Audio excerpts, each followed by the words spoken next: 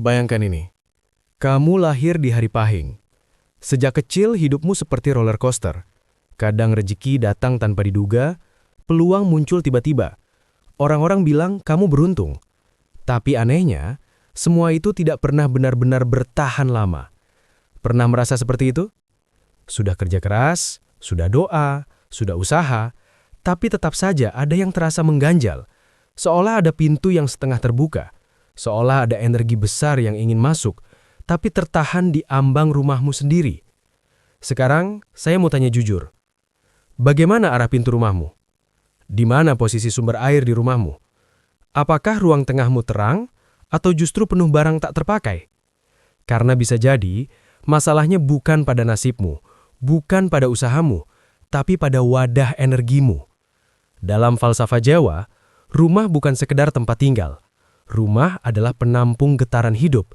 Ia menyerap doa, ia memantulkan niat, ia memperkuat atau justru melemahkan aura penghuninya.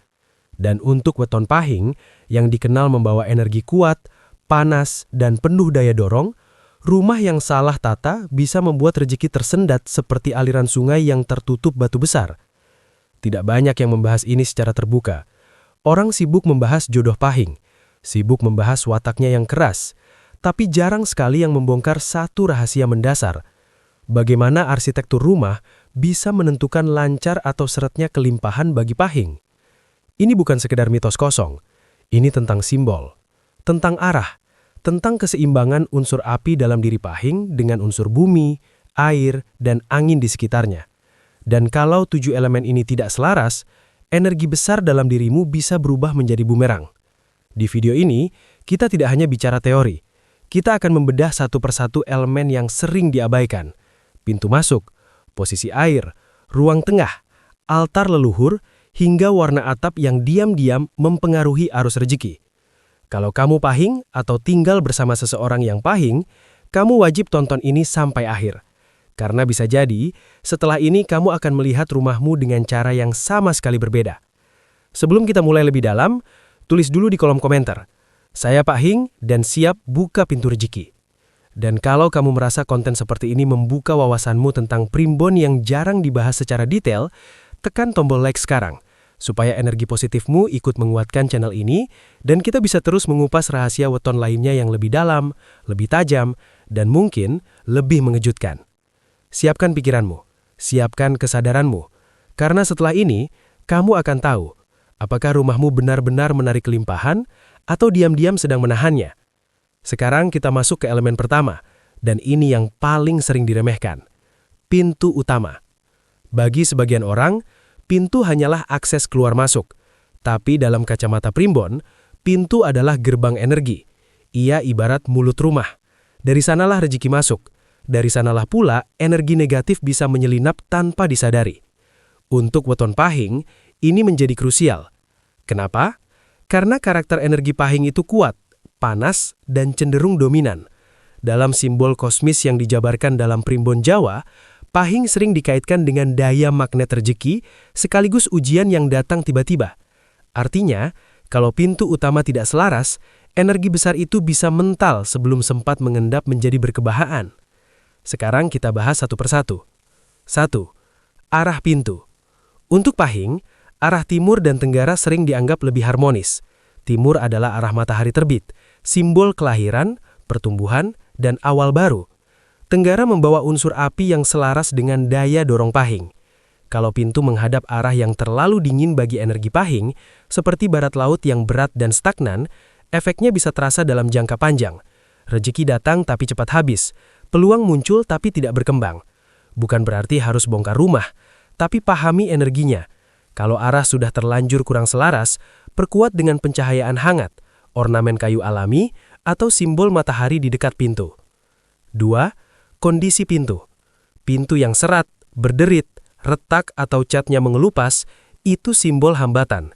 Dalam filosofi Jawa, sesuatu yang rusak di pintu utama melambangkan tersendatnya arus masuk. Untuk pahing yang auranya sensitif terhadap simbol, ini bisa berdampak pada psikologi bawah sadar, yang akhirnya mempengaruhi keputusan finansial dan peluang usaha. Pastikan pintu kokoh, bersih, terawat, terang saat malam. Rumah gelap di bagian depan seperti wajah tanpa ekspresi. Energi luar ragu untuk masuk. 3. Posisi pintu dan aliran dalam rumah. Ini sering tidak disadari. Kalau pintu utama langsung berhadapan dengan pintu belakang, energi masuk akan tembus tanpa sempat menetap. Dalam simbol primbon, ini seperti menampung air di ember berlubang. Untuk pahing yang cenderung boros energi, tata letak ini bisa membuat rezeki cepat lewat. Solusinya? Tambahkan pembatas visual, rak, tanaman, atau partisi ringan. Tujuannya bukan menutup, tapi memperlambat aliran agar energi sempat mengendap. 4. Apa yang tidak boleh di depan pintu? Hindari tumpukan sepatu berantakan, tempat sampah tepat di sisi pintu, cermin besar yang memantulkan langsung keluar. Dalam simbol energi, cermin di depan pintu bisa memantulkan kembali rezeki yang hendak masuk. Apalagi bagi pahing yang daya magnetnya kuat, pantulan ini bisa membuat peluang batal tanpa sebab jelas. 5. Getaran pertama. Setiap tamu yang masuk membawa kesan pertama. Begitu pula energi rezeki. Kalau suasana depan rumah terasa berat, lembab, atau penuh konflik, itu terekam dalam getaran ruang. Bagi pahing, suasana harmonis di sekitar pintu sangat penting. Hindari bertengkar tepat di area depan. Hindari energi emosi negatif menumpuk di sana. Karena pintu bukan sekedar kayu dan engsel, ia adalah batas antara dunia luar dan pusat hidupmu. Dan untuk weton pahing, pintu utama adalah penentu. Apakah energimu akan dipertemukan dengan kelimpahan, atau justru terus berpapasan tanpa pernah benar-benar bersatu?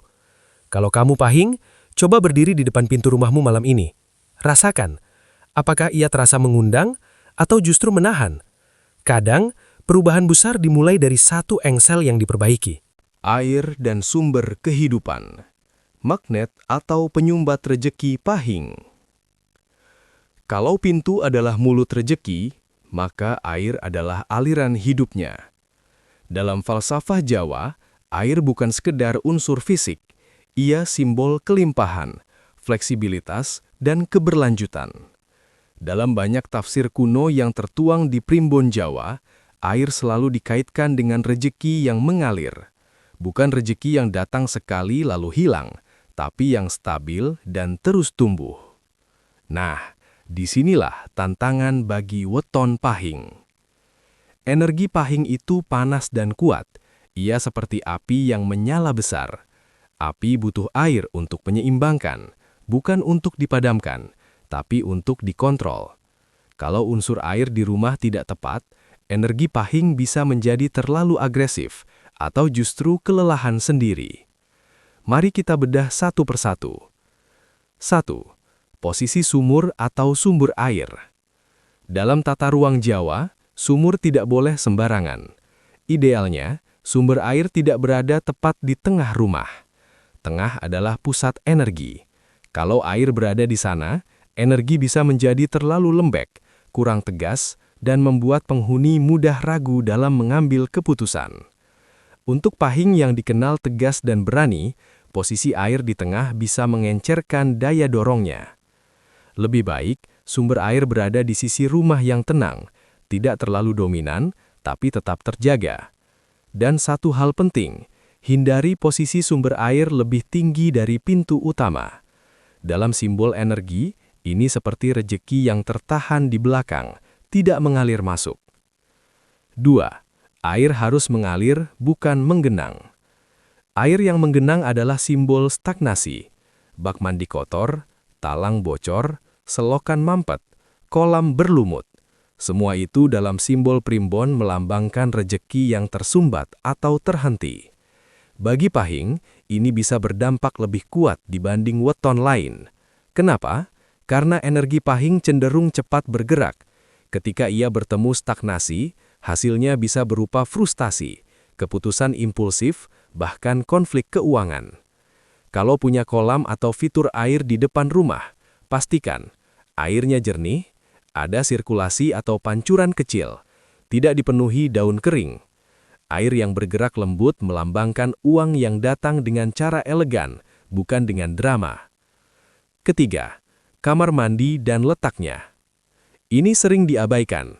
Kamar mandi adalah elemen air sekaligus pembuangan.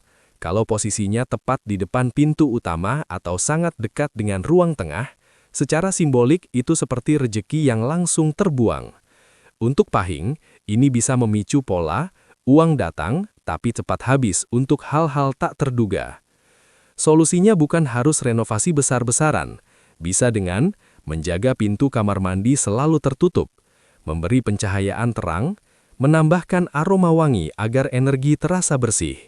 Simbol kebersihan memperkuat makna kelimpahan. 4. Simbol air sebagai penguat niat. Beberapa leluhur Jawa meletakkan kendi berisi air bersih di sudut tertentu rumah sebagai lambang penampung berkah. Ini bukan tahayul kosong, ini simbol psikologis dan spiritual. Air yang bersih dan dijaga rutin menjadi pengingat bahwa rejeki harus dipelihara, bukan dihamburkan. Bagi Pahing, ritual kecil seperti mengganti air setiap pagi bisa menjadi bentuk disiplin energi. Ingat, energi kuat tanpa kontrol bisa liar. Air adalah pengontrolnya. 5. Hubungan air dan emosi. Air juga melambangkan emosi. Kalau suasana rumah sering penuh emosi negatif, marah, teriakan, pertengkaran, itu seperti air yang terus bergejolak. Energi Pahing yang sudah panas bisa semakin memuncak. Sebaliknya, suasana tenang membuat aliran air simbolis menjadi stabil, dan disitulah rejeki lebih mudah menetap. Intinya begini, untuk weton Pahing, air bukan sekedar kebutuhan fisik, ia adalah penyeimbang takdir.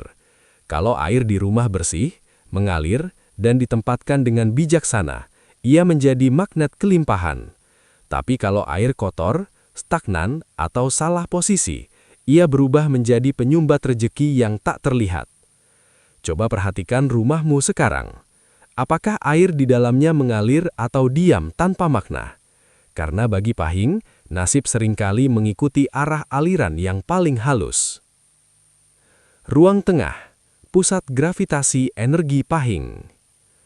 Sekarang kita masuk ke elemen yang sering dianggap sepele, padahal inilah jantung rumah, ruang tengah.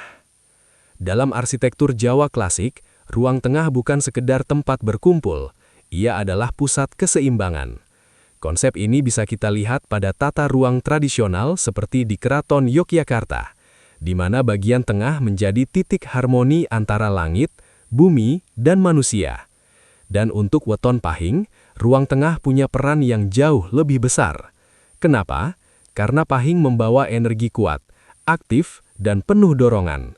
Kalau tidak ada pusat yang menenangkan, energi ini bisa menyebar liar ke seluruh rumah, menciptakan ketegangan, konflik kecil, bahkan ketidakstabilan finansial.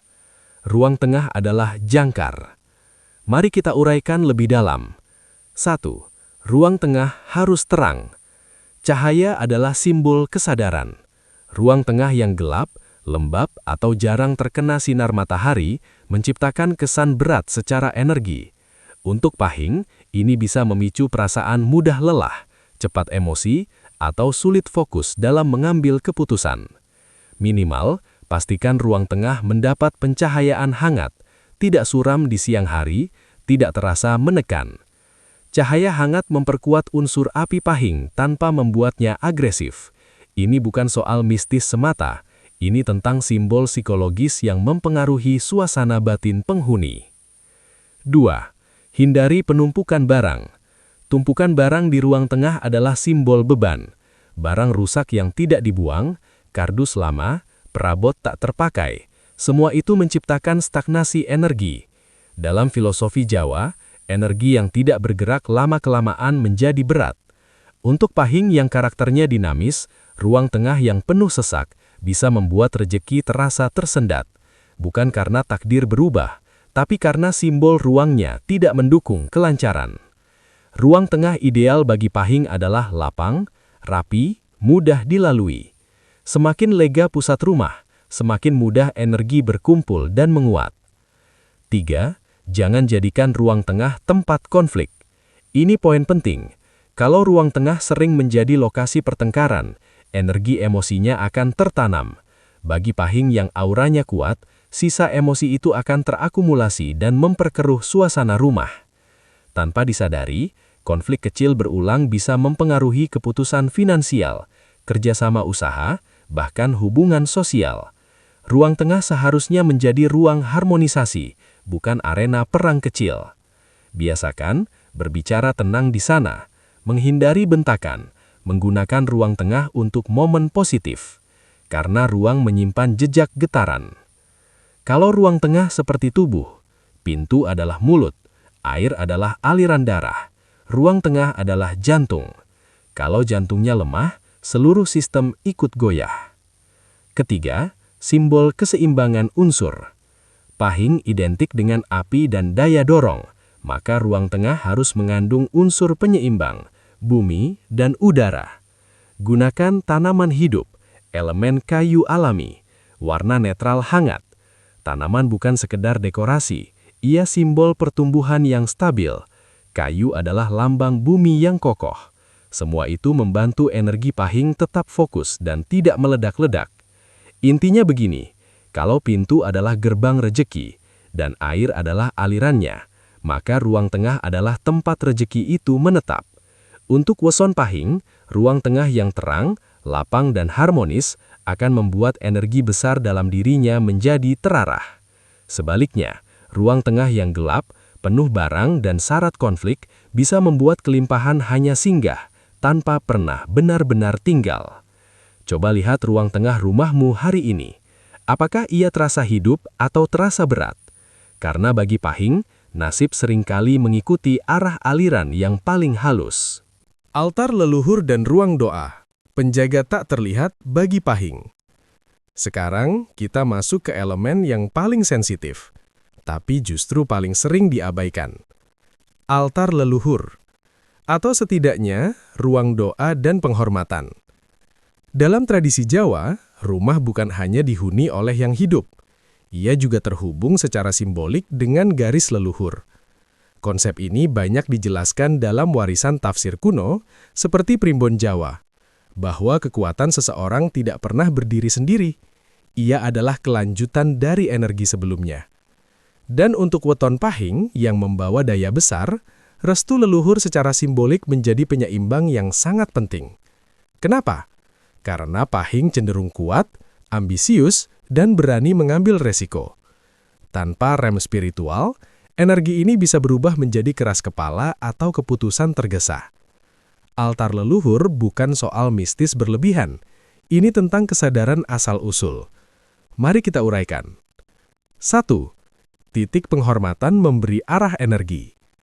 Dalam rumah tradisional Jawa, selalu ada sudut khusus untuk menghormati leluhur atau berdoa, bukan untuk memuja secara berlebihan, tapi sebagai simbol rasa hormat dan keterhubungan. Dalam bagian rumah tradisional Jawa, sudut khusus untuk menghormati leluhur atau berdoa menjadi pusat ketenangan batin. Energi kuat butuh arah. Ruang doa adalah kompasnya. Tanpa kompas, kapal besar bisa tersesat. 2.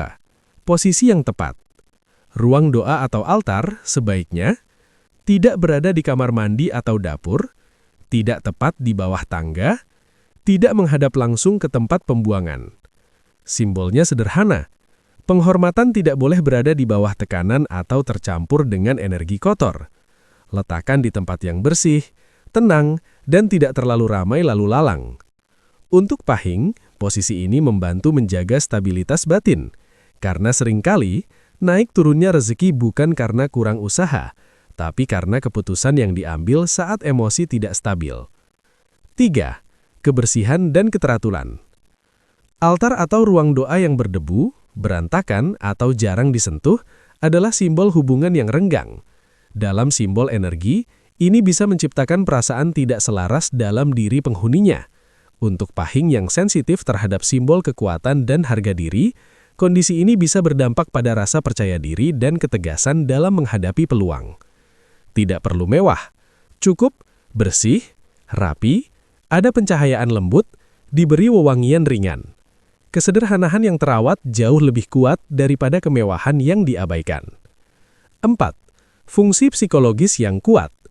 Mari kita jujur, sebagian orang menganggap altar hanya simbol tradisi, tapi secara psikologis, ia adalah titik refleksi. Saat seseorang berhenti sejenak di ruang doa, ia sedang menenangkan sistem syarafnya. Ia memberi ruang untuk berpikir jernih. Dan bagi Pahing yang cenderung cepat bertindak, momen hening ini sangat krusial. Keputusan besar yang diambil dalam keadaan tenang biasanya menghasilkan kelimpahan yang lebih stabil. 5. Restu sebagai simbol kesinambungan. Dalam filosofi Jawa, hidup yang makmur bukan hanya tentang uang, tapi tentang kesinambungan, tentang nama baik keluarga, tentang keberlanjutan generasi. Altar leluhur menjadi simbol bahwa kesuksesan bukan perjuangan individu semata. Ada doa orang tua, ada keringat generasi sebelumnya. Bagi Pahing, kesadaran ini membuat energinya tidak liar. Ia menjadi kuat tapi tetap membumi. Intinya begini, kalau pintu membuka rezeki, air mengalirkannya, ruang tengah menahannya, maka altar leluhur menjaga agar rezeki itu tidak berubah menjadi kesombongan atau kehancuran. Untuk weton Pahing, kekuatan besar tanpa fondasi spiritual bisa berbalik menjadi ujian besar. Coba tanyakan pada dirimu sendiri. Apakah rumahmu punya ruang untuk hening? Apakah ada sudut kecil untuk mengingat dari mana kamu berasal? Karena seringkali, kelimpahan tidak datang pada mereka yang paling kuat, tapi pada mereka yang paling selaras. Atap dan warna rumah, mahkota energi weton Pahing. Sekarang kita masuk ke elemen terakhir, tapi justru penentu arah akhir. Atap dan warna rumah. Kalau pintu adalah mulut, air adalah aliran, ruang tengah adalah jantung, dan altar adalah kompas batin, maka atap adalah mahkota. Ia melindungi, ia menaungi, ia menentukan apakah energi di dalam rumah terkumpul dengan baik atau bocor tanpa disadari. Dalam simbol yang banyak dijelaskan dalam primbon Jawa, bagian atas rumah melambangkan perlindungan takdir. Kalau bagian ini bermasalah, energi penghuni mudah goyah. Dan untuk weton Pahing yang energinya kuat dan panas, kondisi atap sangat mempengaruhi stabilitas rezeki. Mari kita uraikan dengan jujur dan mendalam. 1. Atap bocor adalah simbol kehilangan. Secara logika, atap bocor memang merugikan, tapi secara simbol energi, kebocoran adalah lambang kebocoran rezeki. Uang masuk, tapi selalu ada pengeluaran tak diduga. Usaha berkembang, tapi tiba-tiba ada masalah yang menyedot biaya. Untuk weton Pahing, ini sering terasa seperti sudah hampir berhasil, tapi selalu ada gangguan. Atap yang retak, genteng bergeser atau langit-langit lembab memberi kesan bawah sadar bahwa perlindungan tidak utuh. Solusinya sederhana tapi penting. Pastikan atap kokoh, tidak rapuh, dan dirawat rutin. Karena simbol proteksi yang kuat memperkuat rasa aman batin. 2. Bentuk atap dan aliran energi. Dalam filosofi Jawa, bentuk atap tradisional seperti joglo atau limasan dirancang agar energi tidak menekan ke bawah. Kita bisa melihat harmoni ini pada bangunan klasik seperti Keraton Yogyakarta, yang struktur atapnya dibuat tinggi untuk sirkulasi udara dan energi. Untuk Pahing, atap yang terlalu rendah atau terasa menekan bisa memicu emosi mudah tersulut dan pikiran sempit. Langit-langit yang cukup tinggi memberi ruang bagi energi api Pahing untuk bergerak tanpa memicu peledakan konflik. Kalau rumah sudah terlanjur rendah, gunakan pencahayaan ke atas untuk memberi kesan lapang. Simbolnya jelas, energi diberi ruang untuk naik, bukan ditekan. 3. Warna dominan rumah. Sekarang kita bicara warna. Pahing identik dengan energi api dan keberanian. Maka warna rumah sebaiknya tidak memicu api menjadi liar, tapi memperkuatnya secara elegan. Warna-warna yang harmonis bagi Pahing biasanya coklat tanah, merah bata, emas hangat, krem alami. Warna-warna ini mengandung unsur bumi dan api yang seimbang. Hindari dominasi warna terlalu gelap dan dingin seperti abu-abu pekat atau biru dalam ekstrim, karena bisa membuat energi Pahing terasa terkungkung. Sebaliknya, warna terlalu mencolok tanpa harmoni bisa membuat emosi mudah meledak. Ingat, tujuan kita bukan membesarkan api, tapi mengarahkannya. 5. Pencahayaan sebagai elemen api terkontrol. Selain warna, pencahayaan juga bagian dari mahkota energi. Lampu putih terlalu tajam bisa membuat suasana kaku. Lampu hangat memberi kesan nyaman dan stabil. Untuk weton Pahing, elemen api yang lembut seperti cahaya teraman saat malam membantu menenangkan karakter keras tanpa memadamkan semangatnya. Ini bukan sekedar estetika, ini adalah simbol keseimbangan batin. 6. Simbol perlindungan di bagian atas. Beberapa rumah Jawa kuno menempatkan simbol tertentu di bagian atas sebagai penolak energi negatif. Tidak harus mistis berlebihan, bisa berupa ornamen sederhana yang bermakna proteksi. Yang penting adalah niatnya. Karena dalam primbon, simbol yang diberi niat kuat akan mempengaruhi alam bawah sadar penghuninya. Dan alam bawah sadar, itulah yang sering menentukan keputusan besar dalam hidup. Intinya begini, untuk weton pahing, atap dan warna bukan hanya soal tampilan luar. Itu adalah mahkota yang menentukan apakah energi kuat di dalam rumah akan terlindungi atau justru tercerai-berai. Rumah yang atap kokoh dan warna selaras membuat pahing menjadi lebih stabil secara finansial, lebih tenang dalam mengambil keputusan, lebih konsisten dalam menjaga kelimpahan. Sekarang coba tanyakan pada dirimu sendiri, apakah mahkota rumahmu sudah kokoh? Atau ada kebocoran kecil yang selama ini kamu anggap sepele? Karena seringkali, takdir tidak runtuh karena badai besar. Ia bocor perlahan dari atap yang tidak diperhatikan. Sedulur pahing, sekarang kamu sudah tahu, rumah bukan sekedar tempat berteduh. Ia adalah medan energi. Ia bisa menjadi magnet kelimpahan atau justru menjadi dinding tak terlihat yang menahan rezekimu sendiri. Kita sudah membedah 7 elemen penting. Pintu sebagai gerbang, air sebagai aliran, ruang tengah sebagai jantung, altar sebagai kompas batin, atap dan warna sebagai mahkota perlindungan. Pertanyaannya sekarang bukan lagi percaya atau tidak, tapi sudahkah kamu sadar? Karena banyak weton pahing merasa hidupnya naik turun tanpa pola, padahal pola itu ada, hanya saja tersembunyi di tata ruang yang tidak selaras. Ingat satu hal, weton pahing membawa energi besar, itu anugerah. Tapi energi besar tanpa fondasi spiritual bisa menjadi ujian besar. Rumah yang tepat tidak membuatmu kaya dalam semalam, tapi ia membuat rezeki lebih betah tinggal. Ia membuat peluang tidak mudah lepas. Ia membuat keputusanmu lebih stabil. Dan perubahan besar sering dimulai dari langkah kecil. Merapikan ruang tengah, membersihkan sumber air, memperbaiki pintu yang seret, menambal atap yang bocor. Sederhana, tapi dampaknya dalam. Kalau kamu merasa konten ini membuka sudut pandang baru tentang weton pahing, jangan berhenti di sini. Tulis di kolom komentar, rumah